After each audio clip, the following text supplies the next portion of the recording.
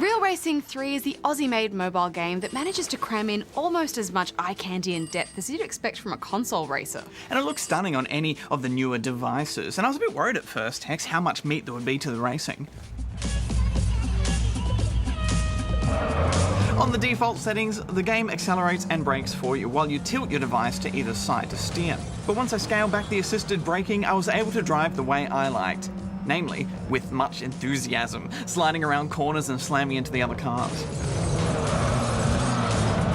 Yeah, look, I agree. Even with the game's tilt controls, which can often be a little bit awkward to use, this delivers a really good driving experience. The cars have plenty of weight to them, and the AI drivers provide a good challenge too. Plus, there's a lot more variety here than most circuit races. As well as normal races, there are eliminations where the car in last place is knocked out regularly, and there's drag racing where the focus is all on timed gear changes. Yeah, the drag racing is awesome, and it's good to see a couple of Aussie tracks in there. Melbourne's South Bank gets a look in, but it's the Bathurst Mount Panorama track that's sure to please fans most. And they've done their homework and created a pretty faithful recreation of that monster hill.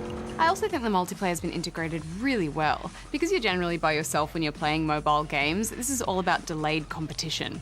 Just like in Trials Evolution, you can race against the best times your friends have set, but unlike other games that use ghost vehicles, the lap times here are turned into physical cars.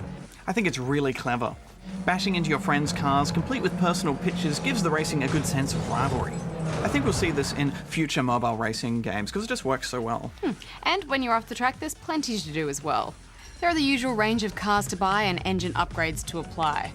What was more of a surprise was the regular repairs and servicing you had to do. Now, I know you're not a fan of these, Barjo. Do you need to rant? Oh, I do need to rant, Hex. Look, I like my arcadey races like this to be crazy and fast. We can just drive and go nuts. But after you thrash a car in this, it's a mess.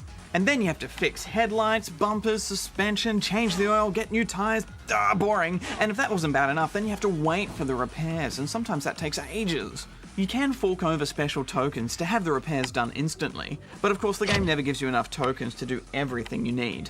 So you either need to fork out real money for the tokens or put the game down and wait. Yeah, I mean, I get that the microtransactions are annoying, but if you play this in short bursts like I do, then all the repairs are going to be done by the time you get back, and you don't have to spend any money. I understand that the freemium model needs to have things that you can actually buy because that's how the developers make their money for the game, but I just feel like it was really unfair here. You buy a car, now you have to wait before you can actually drive it. It just feels like someone is always trying to take the game away from me and then they won't give it back to me until I pay money or wait a bunch of time, and that ruined the fun a bit for me. I don't know, I think you're being a little bit harsh. I mean, mobile games are designed to be played in short sessions, so I don't think it's going to be that much of an issue. What's important here is the racing, which is top-notch, and things like that delayed multiplayer are really clever, so I've really enjoyed this. I'm giving it 8. I'm giving it 4 out of 10. Right, let's go.